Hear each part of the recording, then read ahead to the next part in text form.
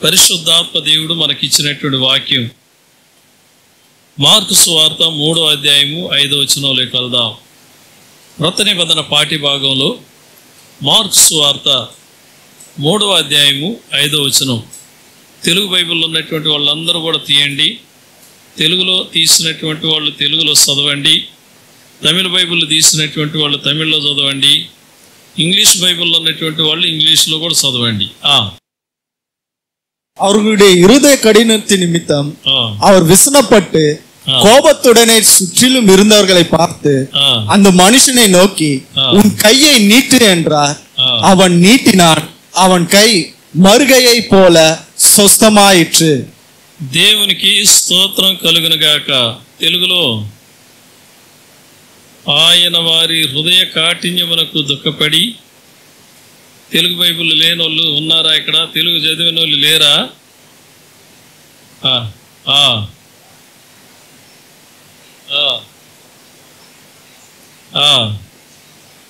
నీ చెయ్యి చాపుమని ఆ మనుషునితో చెప్పెను. వాడు చెయ్యి చాపగా అది బాగుపడెను. చాలండి. క్రీస్తునందు ప్రియమైనటువంటి దేవుని బిడ్డలారా, ఒకసారి యేసు ప్రభు వారు సమాజ మందిరంలో ఉన్నప్పుడు ఆ స్థలానికి ఒకడు ఉన్నాడు. ఆ స్థలంలో వాడు ఎలాంటి వాడంటే ఊచ చేయగలిగినటువంటి వాడు. కొందరు చూడండి, శరీరం అంతా బాగుంటుంది, కాలో చెయ్యో సన్నగా ఉంటుంది. ఈ విధమైనటువంటి ఒక పరిస్థితి కలిగినటువంటి ఒక వ్యక్తి అక్కడ ఉన్నాడు.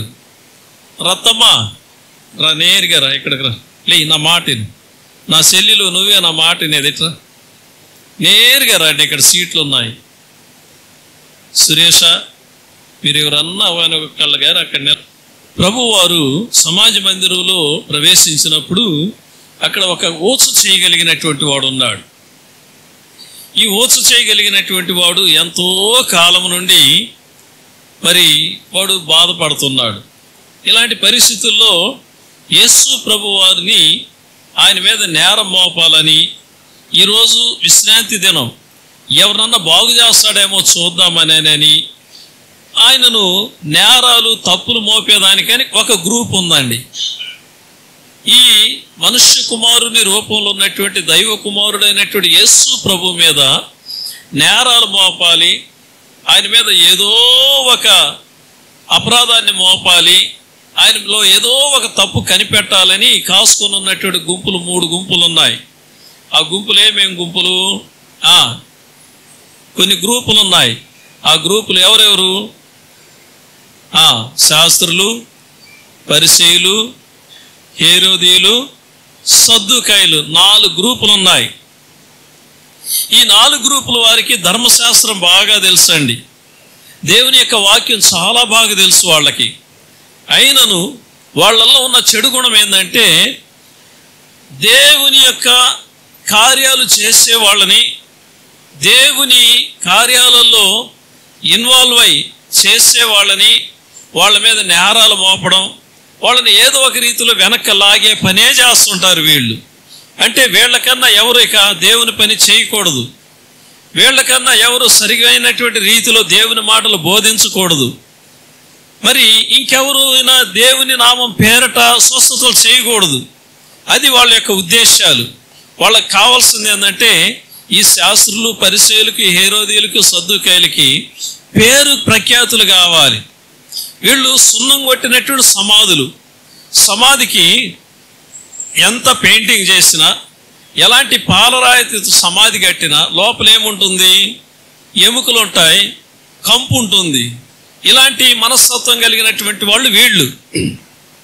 ఇలాంటి సందర్భంలో సమాజ మందిరంలో ఓచ చేయగలిగినటువంటి వాడు ఆ స్థలానికి వచ్చాడు. సమాజ మందిరం అంటే ఏంటంటే అందరూ కూడి వస్తారు.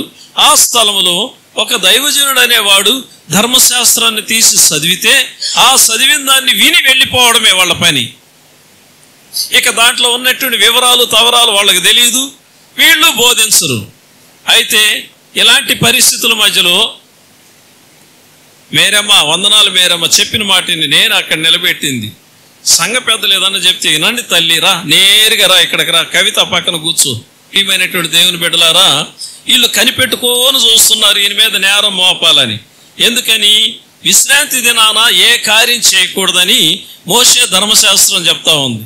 విశ్రాంతి దినాన దేవుని సన్నిధానంలోనే గడపాలి, దేవుని మందిరానికే రావాలనేది చట్టం. ఆ విశ్రాంతి దినాన ఏ పని చేయకూడదండి. అయితే ఈ విశ్రాంతి దినాన ఈ ఓచ చేయగలిగినటువంటి వాడు వచ్చున్నాడు, వీడిని స్వస్థపరుస్తాడేమో చూద్దాం అని వీళ్ళ యొక్క బాధ. వాళ్ళ హృదయంలో ఉన్నటువంటి అంతరంగంలో ఉన్నటువంటి కార్యాలను ఎరిగిన దేవుడు. మన దేవుడు ఎలాంటి వాడంటే హృదయాంతరంగాలను ఎరిగినటువంటి దేవుడు, హృదయాలోచనలను ఎరిగినటువంటి దేవుడు. వాళ్ళ హృదయాలోచనలను ఎరిగి వాళ్ళ అంతరంగంలో ఉన్నటువంటి కఠినమైనటువంటి స్వభావాన్ని ఎరిగి ప్రభు ఏమంటున్నాడంటే, ఇప్పుడు వీని దగ్గరకు వచ్చి, నేరుగా వీని దగ్గరకు వచ్చి వాళ్ళ హృదయ కాఠిన్యమునకు దుఃఖపడి అంటున్నాడు. చాలా ఆశ్చర్యం. వాళ్ళ హృదయంలో కఠినమైతే ఈయన ఎందుకు దుఃఖపడుతున్నాడో నాకు అర్థం కాల. అంటే దాని అర్థం ఏంటంటే వాళ్ళకి ధర్మశాస్త్రం బాగా తెలుసు అండి. ధర్మశాస్త్రం అంటే మీకు అర్థమయ్యే రీతిలో చెప్పాలంటే వాళ్ళకు వాక్యం బాగా తెలుసు, వాళ్ళకి దేవుని మాటలు బాగా తెలుసు, సత్యం తెలుసు, రోషం కలిగినటువంటి దేవుని యొక్క ఉన్నతమైనటువంటి ఔన్నత్యం వాళ్ళకి తెలుసు. మన దేవుడు పరిశుద్ధుడని వాళ్ళకి తెలుసు, ప్రేమ కలిగిన వాడని తెలుసు. ఇన్ని విషయాలు తెలిసినటువంటి వాళ్ళు ఆ గుణగణాలు వాళ్ళల్లో లేనటువంటి విధానాన్ని బట్టి వాళ్ళ హృదయం కఠినమైపోయింది కనుక వాళ్ళ హృదయం యొక్క కాఠిన్యాన్ని బట్టి ఆయన దుఃఖపడ్డాడు. ఈనాడు దినాలలో జరిగేది కూడా ఇదే. సంఘాలలో ఈనాడు దినాలలో సమాజంలో జరిగేది కూడా ఇదే. దేవుని మందిరానికి వస్తాం, వాక్యం వింటాం, ఆరాధన చేస్తాం, ప్రార్థనలు చేస్తాం, దేవునికి కానుకలు ఇస్తాం, అన్నీ చేస్తాం, దేవుని యొక్క సత్యాన్ని చక్కగా వింటాం, చాలా బాగుంది యొక్క దినాన వాక్యం అనుకుంటాం. టీవీలలో ఏదో ఒక దైవజనుడు మంచి మాటలు చెప్పేటప్పుడు అబ్బా ఏం చెప్పాడురా ఈయన మాట, మన సంఘంలో మన భాష కూడా ఇలా చెప్పడరా అనుకుంటారు. అన్నీ చేస్తారు కానీ అంతరంగంలో మార్పు ఉండదు, అంతరంగంలో ప్రేమ అనేది ఉండదు, అంతరంగంలో వచ్చి కనికరం అనేది ఉండదు, అంతరంగంలో క్షమించే మనసు ఉండదు, అంతరంగంలో దీర్ఘశాంతం అనేది ఉండదు, అంతరంగంలో ఒకరి పట్ల ఒకరికి గౌరవం మర్యాద అనేది ఉండదు. ఇదంతా ఏందంటారు? హృదయం కఠినమైపోయిందండి. ఇంకొకళ్ళ భక్తిని చూసేదే ఇంకొకళ్ళ యొక్క మనస్తత్వం. హృదయాన్ని రాళ్ళు చేసుకొని ఉన్నారు. ఇలాంటి వాళ్ళు ఎంతమంది ఉన్నారు మన సంఘంలో? అలాంటి వాళ్ళని చూసి ప్రభు దుఃఖపడుతున్నాడు, వేదన పడుతున్నాడు. సరే, సబ్జెక్ట్లోకి వద్దాం. ఏది ఏమైనప్పటికీ నిన్ను చూసి దుఃఖపడుతున్నాడేమో చూసుకో, నిన్ను చూసి ప్రభు వేదన పడుతున్నాడేమో చూసుకో. ప్రియమైన దేవుని బిడ్డ, ఆ స్థితిలో నీవు నేను ఉండకూడదు, మనం అలా ఉండకూడదు. సరే, సబ్జెక్ట్కి వద్దాం. ఇవాళ యొక్క హృదయ కాఠిన్యాన్ని ఎరిగినటువంటి ప్రభు ఏం చేశాడంటే వాని దగ్గరికి వచ్చాడు. వాని దగ్గరికి వచ్చి నీ చెయ్యి చాపు అన్నాడు. అంతే. వాడు ఊచ చేయగలిగినటువంటి వాడు, వాడికి ఎన్నో రోజులు చెయ్యి రాదు, పైకి రాదు, కిందనే ఉంటుంది, అలా ఇలా ఆడదు. ఆ చేతితో వాడు ఏ పని చేయలేడు. వాడిని దగ్గరికి పోయి నీ చెయ్యి చాపు అంటే వాడు ఎలా చాపుతాడండి? ఆలోచన చేయండి ఒక్కసారి. నీ చెయ్యి చాపు మనగానే అని చెప్పగానే అక్కడ ఏం జరిగింది? వాడు తన చెయ్యి చాపగా అది బాగుపడెను అంటున్నాడు. నీ చెయ్యి చాప అన్నాడు. వాడు ప్రభువా ఎన్నో రోజుల నుంచి నాకు ఈ చెయ్యి రాలేదయ్యా, నేను ఎక్కడయ్యా చాపేది, నాకు ఎక్కడయ్యా ఈ చెయ్యి వస్తుంది, ఈ చెయ్యి రాదు ప్రభు అని అనలేదు, మారు మాట్లాడలేదు. అనగానే వాడు హృదయంలో కూడా వస్తుంది చూడు అన్నటువంటి నిరీక్షణతో వాడు తలంపు వచ్చిందో లేదో చెయ్యి ఆటోమేటిక్గా వచ్చేసింది వానికి. వాడు చెయ్యి బాగుపడింది. వాడు స్వస్థసిద్ధుడై ఆనందంతో సంతోషంతో వాడు వెళ్ళిపోయాడు. ప్రియమైనటువంటి దేవుని బిడ్డలారా గమనించండి, కొన్ని సందర్భాలలో చేతులు పని చెయ్యు, చేతులు రావు. చేతులతో ఏదన్నా చెయ్యాలంటే రావు. చేతిలో బలహీనతలు ఉండొచ్చేమో, చేతి నరాలు బలహీనంగా ఉండొచ్చేమో. నీవు డాక్టర్ల దగ్గరికి వెళ్ళి ఔషధాన్ని తీసుకొని, మందులు తీసుకొని బాగుపడనటువంటి ఒక అనుభవంలో నీవు ఉన్నావేమో. నీ చెయ్యి ఏ పని చేయాలన్నా గోడ కీలు నొప్పి, మా చెయ్యి నొప్పి, ఈ వేళ్ళు నొప్పి, ఈ చేతులతో ఏది పట్టుకోలేను, నేను ఈ చేతితో ఏది చేయలేను, ఈ చెయ్యి చాలా బలహీనం అయ్యా, ఎన్ని మందులు తిన్నా ఏం చేసినా ప్రయోజనమే లేదయ్యా అన్నటువంటి ఒక అనుభవంలో ఉండొచ్చేమో. ఈ ఉదయకాల సమయంలో నీ స్థితిని ఎరిగినటువంటి దేవుడు, నీ పరిస్థితిని ఎరిగిన దేవుడు, మరి శారీరకంగా నీ చెయ్యి బలహీనంగా ఉందేమో, ఈరోజు నీ చేతిని దేవుడు స్వస్థపరుస్తాడు. విశ్వాసంతో ఉండు. నీ నరాలను బలపరుస్తాడు ఆయన, నీ ఎముకలను బలపరుస్తాడు. నీ చెయ్యి చాపు అనగానే ఆ చెయ్యి వచ్చిందంటే దాని అర్థం ఏంటంటే నీ చెయ్యి చాపు అని చెప్పినటువంటి దేవుడు సర్వశక్తి కలిగినటువంటి వాడు. హల్లెలూయా. నీ చెయ్యి చాపమని చెప్పినటువంటి దేవుడు శక్తి కలిగినటువంటి వాడు. ఆయన మాటకే శక్తి ఉన్నది, ఆయన మాటలో అద్భుతం ఉన్నది, ఆయన మాటలో స్వస్థత ఉన్నది గనుక, బాగు చేయగలడు గనుక ఆయన నీ చెయ్యి చాపు అన్నాడు. ఇది శారీరకమైనటువంటి సంబంధమైనటువంటి విషయం. రెండవదిగా కొన్ని సందర్భాలలో ఆయనే చేతులు చాపి ఉన్నాడు. ఆయనే చేతులు చాపి ఉన్నాడు. కొన్ని స్థలాలలో ఆయన చెయ్యి చాపినప్పుడు ఏం జరిగిందో చూద్దాం. ఇక్కడ నీ చెయ్యి చాపు అన్నాడు, వాడు చెయ్యి చాపగలిగాడు, వాడు చెయ్యి స్వస్థత నొందింది, వాడు స్వస్థసిద్ధుడిగా ఆరోగ్యవంతుడిగా వెళ్ళిపోయాడు. కొన్ని స్థలాలలో ప్రభువే చెయ్యి చాపాడు. ఎలాంటి సందర్భాలలో ఎలాంటి వాళ్ళకి ఆయన చెయ్యి చాపాడు అనేది ఈ సమయంలో మన వాక్యంలో మనం చూద్దాం. మత్తయి సువార్త 8వ అధ్యాయం 3వ వచనంలోకి వద్దాం. మత్తయి ఎഴുதின సువిశేషం 8వ అధికారం 3వ వచనத்தை பார்ப்போம். ఈ స్థలంలో యేసు ప్రభువారు కొండ ప్రసంగం చేసి ఆయన దిగి వచ్చేటప్పుడు ఏం జరిగిందంటే జన సమూహాలందరూ కూడా ఆయనను వెంబడిస్తున్నారు. ఆయనను వెంబడిస్తున్నటువంటి సందర్భంలో ఈ మత్తయి సువార్త 8వ అధ్యాయం 1 నుండి ఈ సందర్భంలో ఒక కుష్ఠరోగి ఆయన దగ్గరికి వచ్చాడండి. కుష్ఠరోగులు అనగా ఊరికి బయట ఉంటారండి, వాళ్ళని ఊర్లో చేరనివ్వరు, వాళ్ళని వెలివేస్తారండి. వీళ్ళు కొండలలో అరణ్యాలలో ఆ ఆకులు ఈ ఆకులు ఆ పండ్లు ఈ పండ్లు తినే బ్రతకాలి వాళ్ళు. అది వాళ్ళ యొక్క స్థితి. ఇలాంటి పరిస్థితుల మధ్యలో యేసు ప్రభు వారు కొండ ప్రసంగం చేసి దిగి వస్తా ఉన్నాడు. ఆయన వెనకాల ఎంతో మంది ఉన్నారు, చాలా జన సమూహాలు ఉన్నారు. ఇలాంటి సందర్భంలో వాడు ఎంత కాలంగా ఆయన రాక కొరకు కనిపెట్టుకొని ఉన్నాడు. ఆయన ఈ దారిలో వస్తే చూడాలి అని ఆయన వచ్చేటప్పుడు ఆయనకి ఎదురుగ్గా వెళ్ళి ఆయన దగ్గరికి వెళ్ళి మ్రొక్కి అంటున్నాడు, ప్రభువా నీకు ఇష్టమైతే నన్ను శుద్ధునిగా చేయగలవయ్యా అని అంటున్నాడు. ఆయన దగ్గర మ్రొక్కి 2 మోకాళ్ళు వేసి చేతులు ఇలా పెట్టుకొని, ప్రభువా నీకు ఇష్టమైతే నన్ను బాగు చేయగలవయ్యని ఎంతో దీనత్వముతో ప్రభు దగ్గరికి వెళ్ళి అడిగినప్పుడు 3వ వచనంలో అంటాడు.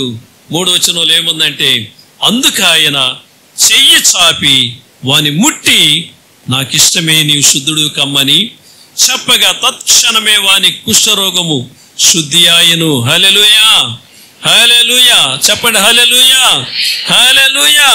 ప్రభువా నీకు ఇష్టమైతే నన్ను శుద్ధునిగా చేయగలవయ్యా. ఆయనకి మ్రొక్కి అంటే సాష్టాంగ నమస్కారం చేసి లేదా మోకాళ్ళ మీద ఉండి, అయ్యా నీకు ఇష్టమైతే నన్ను బాగు చేయగలవయ్యా.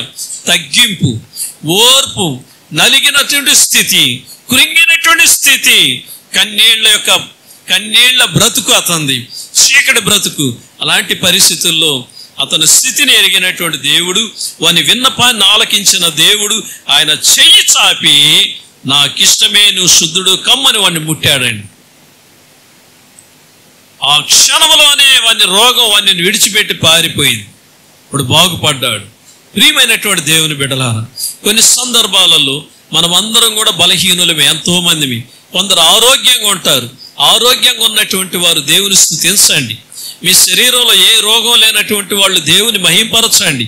ప్రభువా నాకు ఈ ఆరోగ్యం ఇచ్చినందుకు నీకు వందనాలు, ఈ మంచి కళ్ళు ఇచ్చినందుకు నీకు వందనాలు, ఈ చేతులు ఇచ్చినందుకు నీకు వందనాలు, ఈ పెదాలు ఈ నోరు ఇచ్చినందుకు నీకు వందనాలు, ఈ నాలుక ఇచ్చినందుకు నీకు వందనాలు, ఈ పళ్ళు ఇచ్చినందుకు నీకు వందనాలు, ఈ కిడ్నీలు బాగున్నందుకు నీకు వందనాలు, ఈ లివర్లు బాగున్నందుకు నీకు వందనాలు, నా గుండె బాగున్నందుకు నీకు వందనాలు, నీవు ఇచ్చిన ఆరోగ్యం కొరకు నీకు వందనాలు అని దేవుని స్తుతించండి. ఎంతో మంది శరీరంలో బలహీనతలతో బాధపడే వాళ్ళని అడిగితే మీకు అర్థమవుతుందండి ఏదైనా. ప్రియమైనటువంటి దేవుని బిడ్డలారా, ఆయన చెయ్యి చాపి నిన్ను బాగు చేశాడు. తీరని బలహీనతలలో ఉన్నావేమో, తీరనటువంటి బాధలో నువ్వు ఉన్నావేమో, తీరని నొప్పులతో నువ్వు ఉన్నావేమో, తీరని కడుపులో మంటతో గుండెల్లో మంటతో బాధపడుతున్నావేమో, తీరనటువంటి రోగంతో నువ్వు ఉన్నావేమో, నిన్ను స్వస్థపరచగలిగే దేవుడు, మనల్ని బాగు చేయగలిగే దేవుడు. అప్పుడు మందులు ఎందుకు పాస్టర్ గారు తినేది, ఆయన స్వస్థపరచవచ్చు కదా అంటే ఇక దానికి సమాధానం నువ్వే చెప్పాలి, నేను చెప్పకూడదు. దానికి సమాధానం ఏంటంటే నీ మనస్తత్వము, నీ బ్రతుకు, నీ యొక్క ప్రవర్తనే. నన్ను అడిగితే నేను ఒకే మాట చెప్తాను, ఈ శరీరం మట్టి నుండి తీయబడింది కనుక మట్టిలో ఏమేమి ఉంటాయి అన్ని శరీరంలో ఉంటాయి. కానీ ఆరోగ్యం బాగున్నంత వరకు దేవునికి స్తోత్రం. ఆరోగ్యం చెడిపోయిన తర్వాత కూడా ఈ రోగాన్ని నువ్వు అనుమతించినందుకు నీకు స్తోత్రం ప్రభు అని అంటే ఆయన ఆనందపడతాడు. ఆ రోగాన్ని భరించగలిగే శక్తిని ఇస్తాడు. ఆ రోగంతో ఉంటూనే దేవుని మహింపరచగలవు. ఆ రోగంతో ఉంటూనే నువ్వు దేవుని రాజ్యానికి సిద్ధపడగలుగుతావు. బలహీనతలు వస్తాయి, కానీ కొన్ని సందర్భాలలో నీ మనస్సును బట్టి, నీ క్రియలను బట్టి, నీ ప్రవర్తనను బట్టి, దేవునికి నీకుండే సంబంధాన్ని బట్టి ఉంటుంది ఏదైనా కూడా.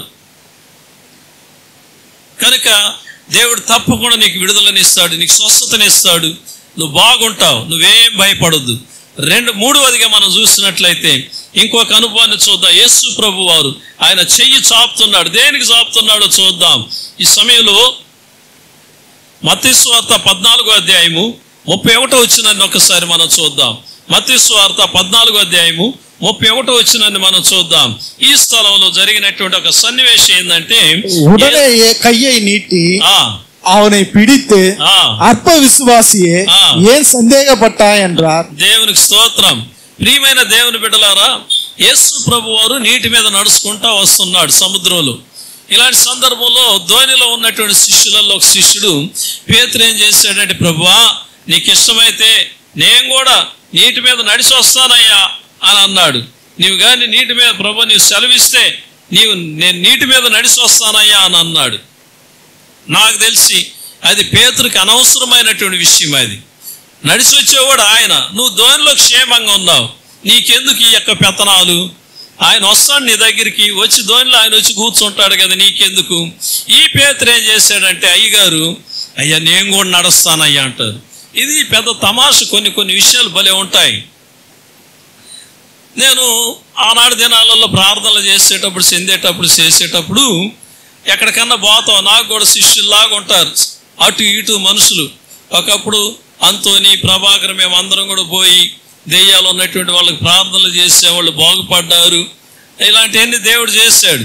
అదేవిధంగా ఒకసారి ఏం జరిగిందంటే, ఓ బ్రదర్ ఏం చేశాడంటే, నాతో ఉన్నటువంటి బ్రదరు పాస్టర్ లాగా నేను చేయాలా, రా అంటే రావాలా, పో అంటే పోవాలని నేను చెప్పి నాకు కూడా ఉండి కొద్దిగా ఇదేదో ఇది మంత్రం తంత్రం అనుకున్నాడో ఏమో, యేసునామం పేరట ప్రార్థన చేయటం.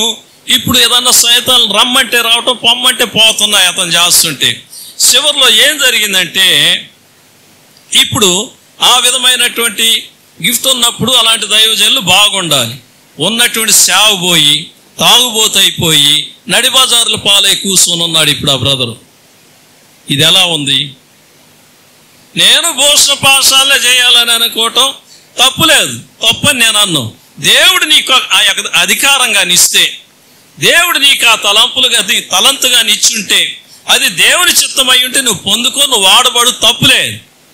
నేను ఆయనాలు ఉండాలా, నేను ఈనాలు ఉండాలి, నేను అంతోనాలు అరవాలా, నేను ప్రభాకరాల ఫాదర్ పెరుగు మనసాలు కనపడాలని అనుకుంటే తప్పు కదా అది. పేతురు కూడా ఆ పనే చేశాడు. ప్రభు నువ్వు సెలవిస్తే నేను నీటి మీద నడిచి వస్తానని. ప్రభు ఏమన్నాడు, ఎవరిని కూడా కాదండు. ఆయన కాదని చెప్పడు. రమ్మన్నాడు. ప్రభు వైపు చూస్తగానే వచ్చి ఉంటే బాగుండేది. కొంత నడిచాడు అయ్యా, సముద్రం మీద ఉన్నటువంటి గాలిని వాటి నీటిని చూశాడు, భయపడిపోయి మునిగిపోసాగాడు. ప్రభు అనొచ్చు కదా, నేను నిన్ను రమ్మన్లా, నువ్వే వచ్చావు, పో మునిగిపో, నువ్వేం భూమికి వెళ్తావులే, వెళ్తి కావులే పో అని అని ఉండొచ్చు. కానీ ప్రభు కనికరం కలిగినటువంటి వాడు, ప్రభు దయ కలిగినటువంటి వాడు. ప్రభువా నేను మునిగిపోతున్నానయ్య అన్నప్పుడు దగ్గరికి వచ్చాడు, చెయ్యి చాపాడు, అలాగనే పైకి లేవనెత్తాడు. ఏమన్నాడు, ఒక మాట ఉపయోగించాడు. ఏమన్నాడు? అల్ప విశ్వాసి ఎందుకు సందేహపడితివి. ఇక్కడ పాయింట్ గమనించాలి. కొన్ని సందర్భాలలో ప్రభు వైపు మనం చూస్తూ పరుగులెడుతుంటాం, ప్రభు వైపు చూస్తాం, మంచిది, పాటలు పాడతాం, ఆరాధన చేస్తాం, ప్రార్థనలు చేస్తాం, అర్ధరాత్రి వేసి దేవునితో గడుపుతాం, మంచిది. కొన్ని సందర్భాలలో ప్రియమైన దేవుని బిడ్డలారా, అనుకున్న రీతిలో మన ముందు కొన్ని గాలులు కనపడుతుంటాయి, కొన్ని పెను తుఫానులు కనపడుతుంటాయి, కొన్ని సుడిగాలులు కనపడుతుంటాయి. ఆ సుడిగాలులు స్వభావం కలిగిన వాళ్లే మనుషులు, ఆ పెను తుఫాను యొక్క స్వభావం కలిగినటువంటి వాళ్లే జనాలు. సాతాను యొక్క శోధనలు మనల్ని చుట్టుముట్టాడినప్పుడు, సాతాను యొక్క శోధనల వైపు మనం చూసినప్పుడు, మన బాధల వైపు మనం చూసినప్పుడు, మన నిరాశల వైపు మనం చూసినప్పుడు, మన కలుగుతున్నటువంటి అవమానాల వైపు మనం చూసినప్పుడు, మనల్ని ఎక్కిరించే వాళ్ళ వైపు మనం చూసినప్పుడు ఆటోమేటిక్గా మనం మునిగిపోతాం, ప్రార్థనా జీవితాన్ని కోల్పోతాం. ప్రభు వైపు చూసే చూపును, నీ చూపు మారిందంటే, నీ చూపు నిన్ను అవమానపరిచే వాళ్ళ వైపు, నిన్ను ఎగతాళి చేసే వాళ్ళ వైపు, నిన్ను కెండలుగా మాట్లాడే వాళ్ళ వైపు, నిన్ను తక్కువగా చూసి మాట్లాడే వాళ్ళ వైపు నీ చూపు మలుసుకున్నావంటే నువ్వు మునిగిపోతావు, ప్రార్థన చేయలేవు, దేవునికి దూరం అయిపోతావు, అసలు లోకానికే దూరం అయిపోతావు. అయితే నీ బలహీనతలను ఎరిగినటువంటి దేవుడు, నీ స్థితిని ఎరిగినటువంటి దేవుడు, ప్రేమ కలిగిన వాడు, నువ్వు ఆరాధించే దేవుడు ప్రేమ కలిగిన వాడు యేసయ్య. యేసు ప్రేమ కలిగినటువంటి వాడు, యేసు కనికరం కలిగిన వాడు, యేసు దీర్ఘశాంతపరుడు గనుక నీ బలహీనతలను చూసి పో, నువ్వు అట్నే పో అనేవాడు కాదు. చెయ్యి చాపి నిన్ను పట్టుకొని లేవనెత్తగలిగేవాడు. హల్లెలూయా చెప్పండి, హల్లెలూయా హల్లెలూయా. లేవనెత్తేది ఎందుకు? ఎట్టబడితే అట్టెల్లమనా? లేవనెత్తేది ఎందుకు? మళ్ళీ లఘువులు పట్టిన ఆయన పాప మార్గాలేకి అద్దు ఆపు లేకుండా తలుగులేనటువంటి గొడ్డులాగా లఘువులు పట్టమని కాదు. రా ధోనిలేకి ఎక్కు, నాతో పాటు ప్రయాణం చెయ్యి అనేదానికి. ఎంత ప్రేమ కలిగినటువంటి వాడు ఆయన. హల్లెలూయా. ఎంత దయగలిగినటువంటి వాడు ఆయన. బ్రదర్, సిస్టర్, నువ్వు పడిపోయినంత మాత్రాన, నువ్వు దిగజారిపోయినంత మాత్రాన మనుషుల్లాగా నిన్ను విడిచిపెట్టేవాడు కాదు ఆయన. అయితే నువ్వు కేకేయాలి, ప్రభువా నేను మునిగిపోతున్నానయ్యా, నీ చెయ్యి అందించు. ఆయన చెయ్యి పట్టి నిన్ను లేవనెత్తడానికి రెడీగా ఉన్నాడు ఆయన. పేతురు మునిగిపోయాడు, అయిపోయాడు అని శిష్యులందరూ కూడా భయపడిపోయి ఉంటారు పాపం.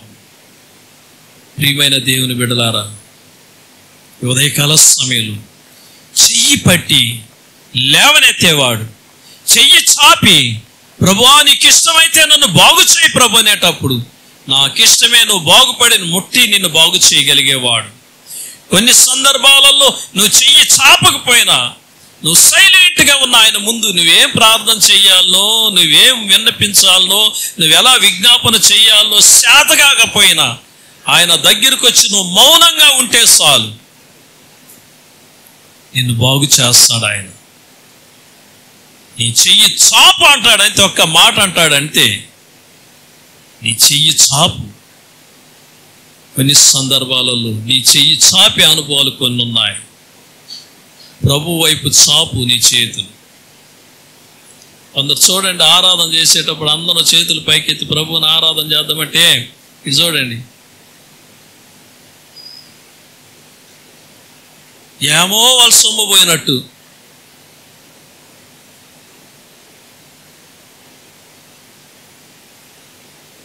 ఆరాధన ఆరాధన యేసుకే. ఎలా పాడండి, ఆ పాడండి ఒకసారి. ఆరాధన ఆరాధన యేసుకే ఉమ్మై తుదికి బంధం. ఎలా దాన్ని ఏం పాడమంటే పాడరు. మైకులు చేతికి ఇచ్చి పాడమంటే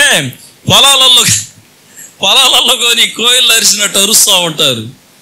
చెప్తాను, పోరాటమే నల్లదొర పోరాటమే பட்டயத்தை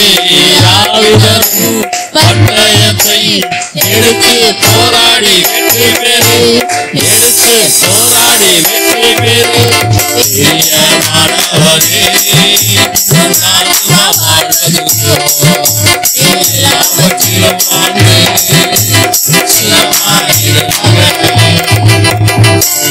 ఇప్పుడే చెప్పినా నేను, ఏమో వాళ్ళు సొమ్ము పోయినట్టు చేస్తారని. ఈ పాట నిజంగా పాడితే ఎవరికైనా కూడా ఉండి ఉండి ఒక పూనకం వచ్చి చేతులు కూడా తడతారు. చేతులు తట్టే వాళ్ళు కొందరు ఉంటే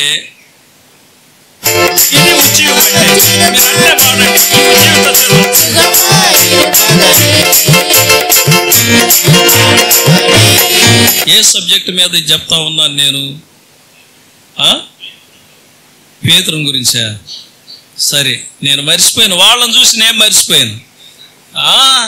అది చేయి చాపమంటే సాపరు ఇల్లు. సాపరు ఎందుకు చాపుతారా అని.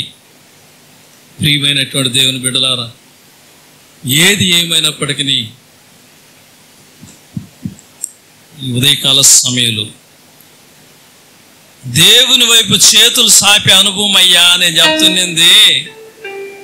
దేవుని వైపు చేతులు చాపమంటే సాపరు, ఆరాధన చేసేటప్పుడు చేతులు ఎత్తదమంటే ఎత్తరు. అది సంగతి. నువ్వు మర్చిపోయిను, నేను నా యాక్షన్ చూసి నువ్వు మర్చిపోయిను, ఏళ్ళ యాక్షన్ చూసి నేను మర్చిపోయినా. ఆరాధన అన్నప్పుడు రెండు చేతులు పైకెత్తి నువ్వు ఆరాధన చేసేటప్పుడు ఎవరి మీదకి వస్తుందో రాదో దేవుని ప్రసన్నత నీ మీదకి రావాలంతే. నీకున్న దరిద్రం పారిపోవాలంతే. అక్కడికి ఎక్కడికి వెళితే పారిపోదు నీ దరిద్రం. నువ్వు ఉన్న దైవ సన్నిధానంలోనే చేతులెత్తి ప్రభువా నీ కొందనాలు నాయన, నీకు స్తోత్రం. ఆవియానవరే అన్బినావియానవరే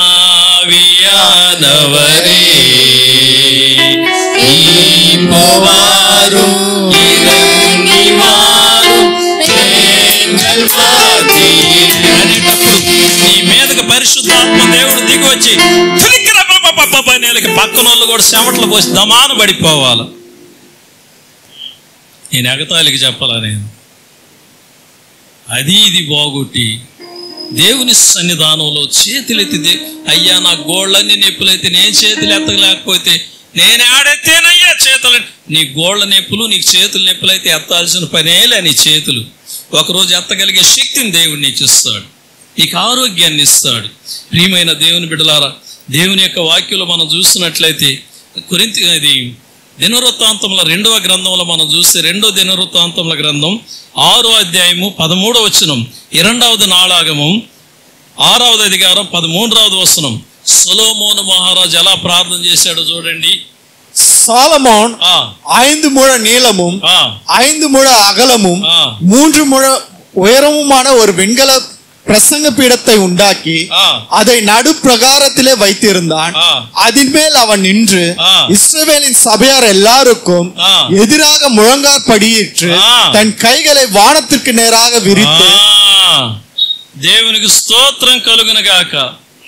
ఆయన మోకాళ్ళుని ఇశ్రాయేలీయులందరి ఎదుటను మోకాళ్ళుని చేతులు ఆకాశం వైపు చాపి సొలొమోను ఇట్లని ప్రార్థన చేశాను అంటున్నాడు.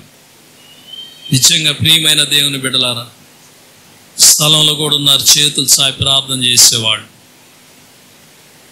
సోదరి కుమారి అయితే, కుమారమ్మ అయితే ఏమి, నీలమ్మ, కొందరు పేర్లు నాకు గుర్తు రావటంలే. నిజంగా చేతులు చాపి ప్రార్థన చేసే బిడ్డలు ఎక్కడున్నారు? తీర్పాలు అయితే ఏమి, మనోళ్ళు మన పెద్దలు కూడా సరే చేతులు ఇట్ట పైకి చాపి ప్రార్థన చేసే వాళ్ళు ఉన్నారు. నా దేవునికి స్తోత్రం. చేతులు చాపగలిగే శక్తిని ఇచ్చినందుకు దేవునికి స్తోత్రాలు చెప్పండి. చేతులు చాపి ప్రార్థన చేసేది ఎందుకంటే, నేను నిస్సహాయ స్థితిలో ఉన్నానయ్యా, నేను దిక్కులేని స్థితిలో ఉన్నానయ్యా, నా చెయ్యి పట్టుకునే వాళ్ళు లేరయ్యా, నన్ను లేవనెత్తే వాళ్ళు ఎవరు లేరయ్యా, నా చెయ్యి పట్టుకయ్యా అనే దానికి అర్థం. నీళ్ళల్లో ఎవరన్నా దమాన్ దూకారనుకోండి తెలియక, ఏది తెలియనోడు ఏం చేస్తాడు? 2 ముక్కులు మూసుకొని బుడక్కని బుడకలేస్తాడా, చేతులెత్తి బుడకలేస్తుంటాడా? ఏం చేస్తారు? చేతులు ఎత్తుతారు. ఇంకా ఎవరు పడ్డట్లే నేలలో.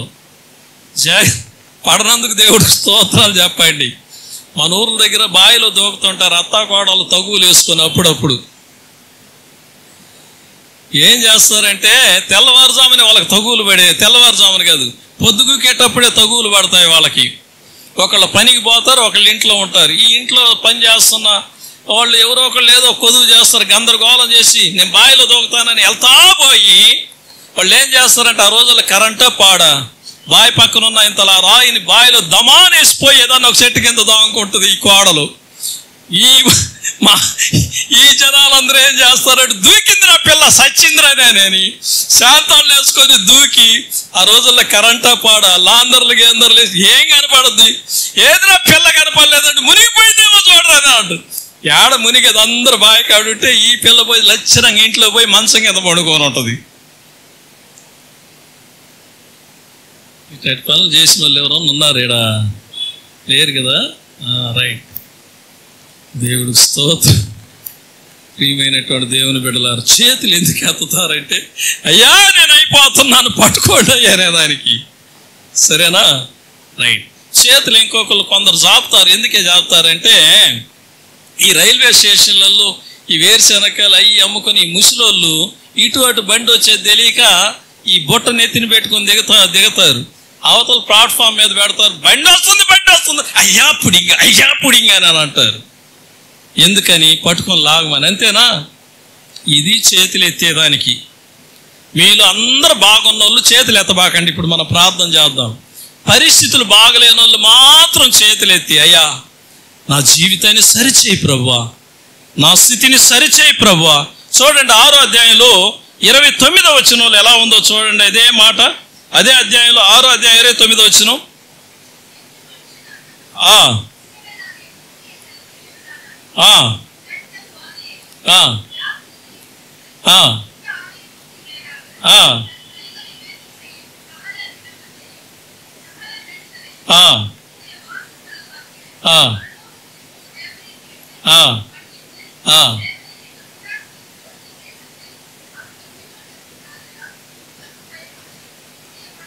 చాలమ్మా. నీ ఆలయము తట్టు, నీ మందిరము తట్టు చేతులెత్తి ప్రార్థన చేసేటప్పుడు దుఃఖంలోను, బాధలోను, కష్టంలోను, ఇరుకులోను, ఇబ్బందులోను, కష్ట స్థితిలో, దుఃఖంలో, వేదనలో నలిగిపోయి వచ్చి చేతులెత్తి ప్రార్థన చేసేటప్పుడు ఆకాశమును నీ నివాస స్థలము నుండి నువ్వు చూసిన ఆయన మా పితరులకు వాగ్దానం చేసిన రీతిగా వాళ్ళ విన్నపాలను అంగీకరించి వాళ్ళని ఆశీర్వదించు ప్రభువా, విడిపించు ప్రభువా అని అంటాడు అక్కడ. అందుకు చేతులెత్తి ప్రార్థన చేసేది. చేతులెత్తి ప్రార్థన చేసే వాళ్ళు ఎవరంటే, మనస్సు వ్యాకులత, బాధ, నెమ్మది లేని స్థితిలో ఉన్న బిడ్డలు, ఆదరణ కొరకు, సహాయం కొరకు, దేవుని సహాయం కొరకు ఎదురు చూసే బిడ్డలు. ఈ దరిద్రత నుండి విడుదల కావాలి, ఈ అలవాటు నుండి నాకు విడుదల కావాలి, ఈ శాపం నుండి నాకు విడుదల కావాలయ్యా అనే బిడ్డలే చేతులెత్తి ప్రార్థన చేస్తారు. మిగతా వాళ్ళు చేతులు చాపరు. అన్ని వసతులు ఉన్న వాళ్ళు, బాగుండేవాళ్ళు చేతులెత్తి ప్రార్థన చెయ్యరు. యేసు ప్రభు వారు నీ చెయ్యి చాపన్నాడు, వాడు చాపాడు, బాగుపడ్డాడు, వెళ్ళాడు. ఈరోజు నీవు ఆకాశం వైపు నీ చేతులెత్తి నీ బాధను చెప్పుకున్నావంటే ఈ రోజే నీకు విడుదల. హల్లెలూయా. అది ఎలాంటిదైనా సరే ఈ రోజే నీకు విడుదల. చెప్పండి ఆమేన్. ఈ రోజే నీకు ఆశీర్వాదం, ఈ రోజే గొప్ప కార్యాలు చూస్తావు. అందరం లేచి నిలబడదాం, అందరం కళ్ళు మూసుకుందాం, ఎవరు కళ్ళు తెరవద్దు. నీ బిడ్డల కొరకు చేతులు ఎత్తుతావా? నీ భార్య కొరకు చేతులు ఎత్తుతావా? నీ భర్త కొరకు చేతులు ఎత్తుతావా? నీ తండ్రి కొరకు చేతులు ఎత్తుతావా? నా తండ్రి రక్షింపబడాలయ్యా, నా ఇంటిలో ఉన్న అప్పుల బాధల నుండి విడుదల కావాలయ్యా, నా కొడుకులు, నా కుమారులు, నా కుమార్తెలు ఈ విధమైన బంధకాల నుండి విడుదల పొందాలయ్యా.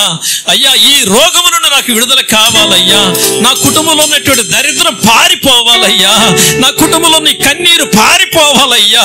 అయ్యా, నా ఇంటిలో నాకు నెమ్మది కావాలయ్యా, ఈ పోరాటము నుండి విడుదల కావాలయ్యా. అనుకునే బిడ్డలు చేతులెత్తి ప్రార్థన చేయండి. దిక్కులు చూడొద్దండి. నువ్వు చేతులెత్తి ప్రార్థన చేయుచుండగా ఆకాశమనే దేవుని నివాసములో నుండి పరిశుద్ధాత్మ దేవుడిని మధ్యలోనికి దిగి వచ్చి నిన్ను నింపుతాడు, నీకు సమాధానాన్ని ఇస్తాడు. హల్లెలూయా, హల్లెలూయా, హల్లెలూయా. ఎవరు కూడా సైలెంట్గా ఉండొద్దండి.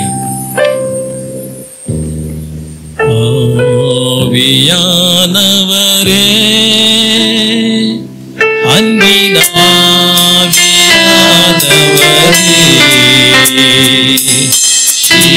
இப்போவாரும் இறங்கி வாரும் எங்கள் மத்தியிலே. இப்போவாரும் இறங்கி வாரும் எங்கள் மத்தியிலே. ஆவியானவரே அன்பினாவியானவரே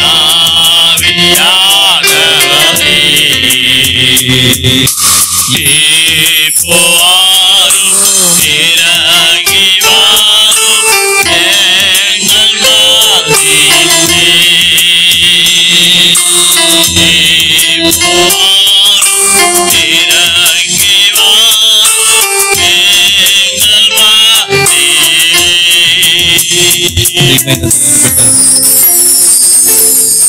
నువ్వు ఎంత దుఃఖంతో వచ్చావు, నీ మనసు ఎంత వేదనతో వచ్చావు,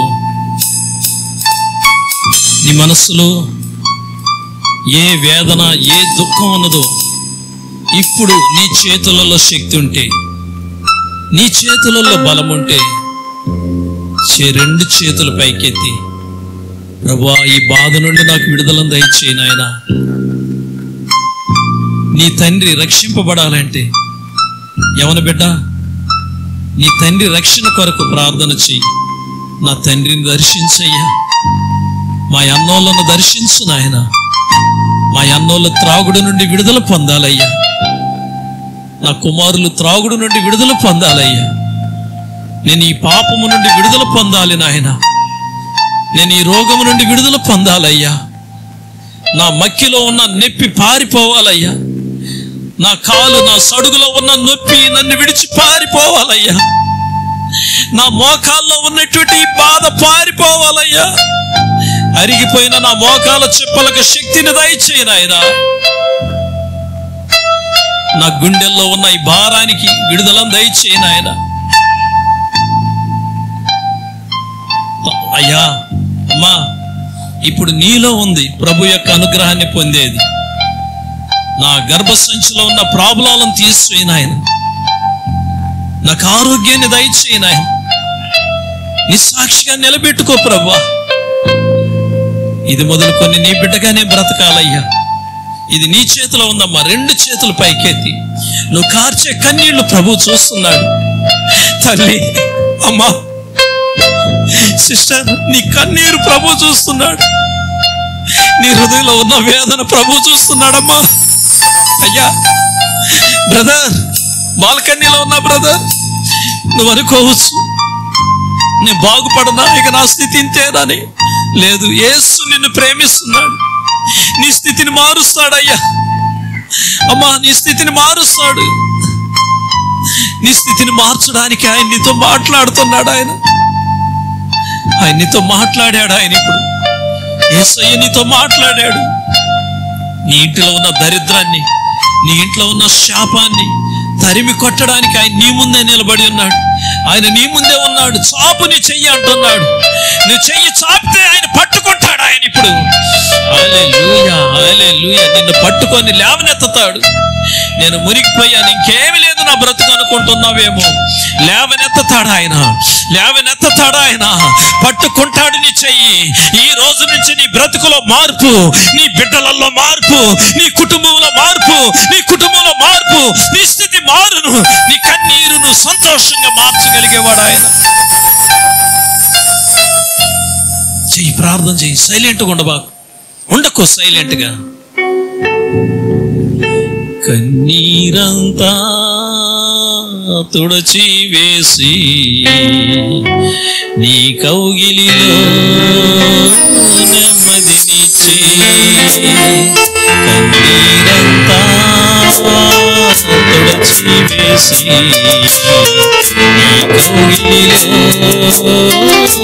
నెమ్మదినిచ్చి ఓదార్చెనా యేసయ్యా నీ మేలు మరువలేనయ్యా ఓదార్చెనా యేసయ్యా నీ మేలు మరువలేనయ్యా కన్నీరంతా తుడిచి వేసి కౌగిలిలో నెమ్మదినిచ్చి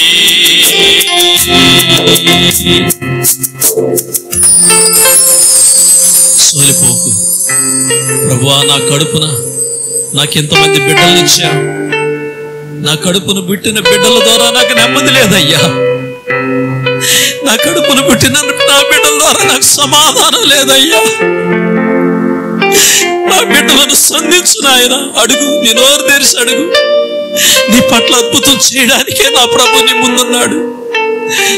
సహోదరుడా, అయ్యా బాల్కన్యలో ఉన్న సహోదరుడా, నీ స్థితిని మార్చగలిగేదానికి నీ ముందున్నాడు ఆయన.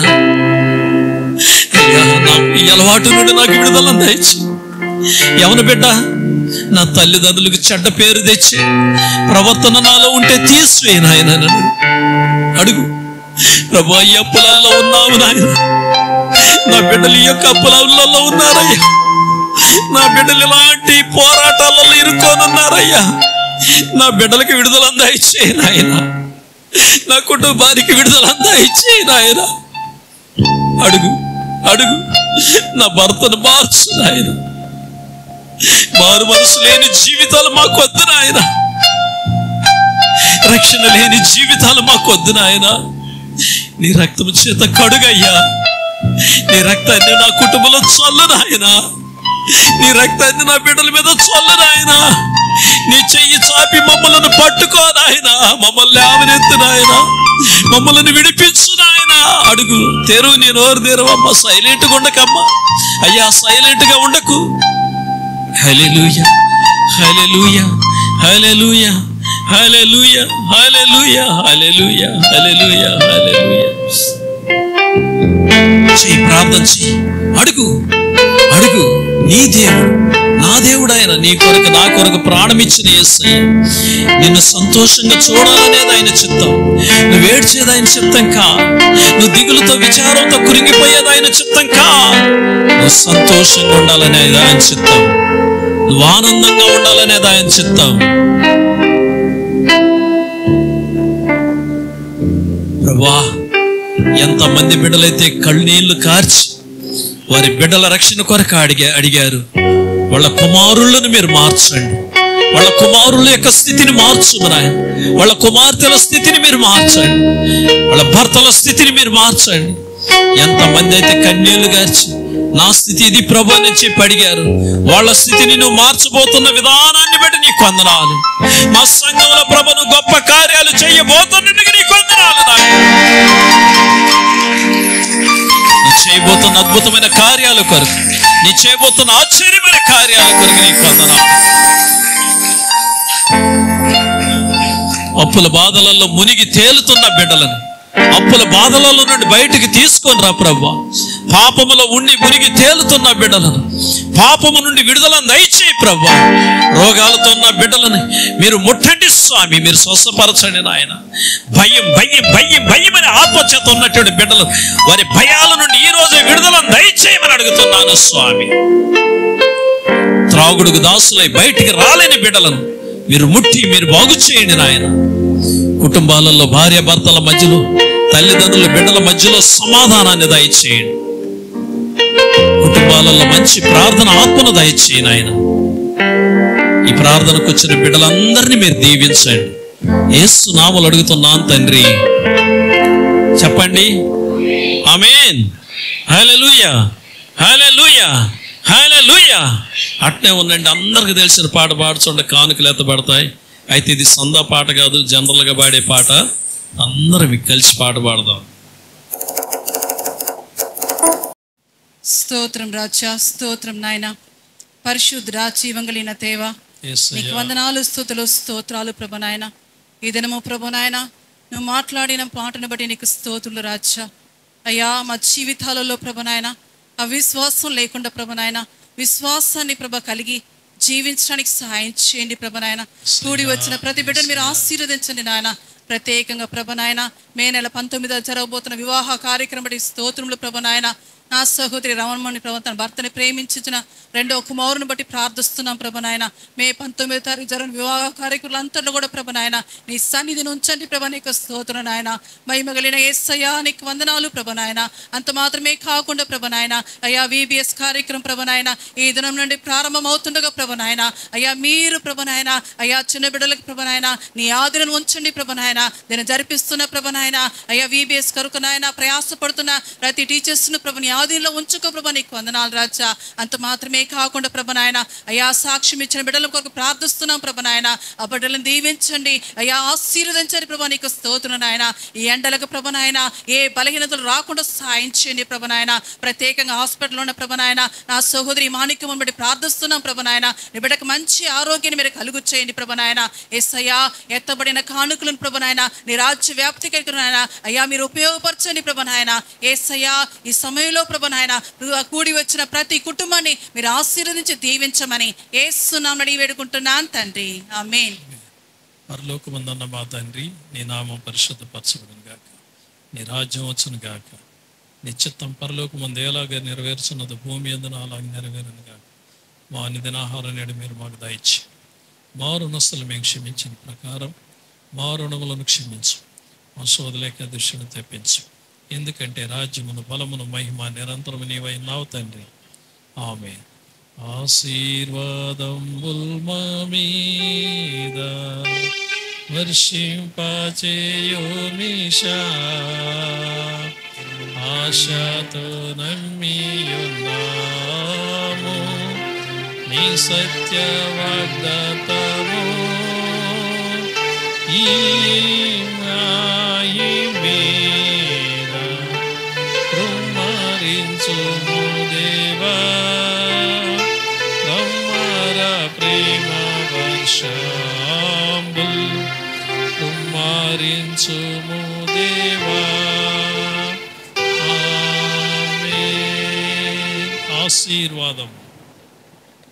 మన ప్రభువైన యేసుక్రీస్తు కృప, తండ్రి అయిన దేవుని ప్రేమ, పరిశుద్ధాత్మ అన్యోన్య నిత్య సావాసం కూడి వచ్చిన మీ అందరికీ, ఈరోజు వాక్యం విన్న ప్రతి బిడ్డలకును, ఆసుపత్రిలో అడ్మిట్ అయ్యి ఉన్నటువంటి సహోదరి మాణిక్యమ్మకును, సునంద కుమార్తె చిన్న పాప అనారోగ్యంతో ఉన్న పాపకును, కూడి వచ్చిన ప్రతి బిడ్డలకును, మే నెల 19వ తారీఖున వివాహం జరగబోతున్న బిడ్డలకును, 13వ తారీఖున వివాహం జరగబోతున్న బిడ్డలకును, జూన్ 5వ తారీఖున వివాహం జరగబోతున్న బిడ్డలకు 50 మందికి సదాకాలం తోడేండి నడిపించునుగాక. ఆమేన్. నా ప్రాణమా యెహోవాను సమర్పించు, నా అంతమందున సమస్తమైన పరిశుద్ధ నామమున సమర్పించు. నా ప్రాణమా యెహోవాను సమర్పించు. ఆయన చేసిన ఆమేన్. అందరికి వందనాలు.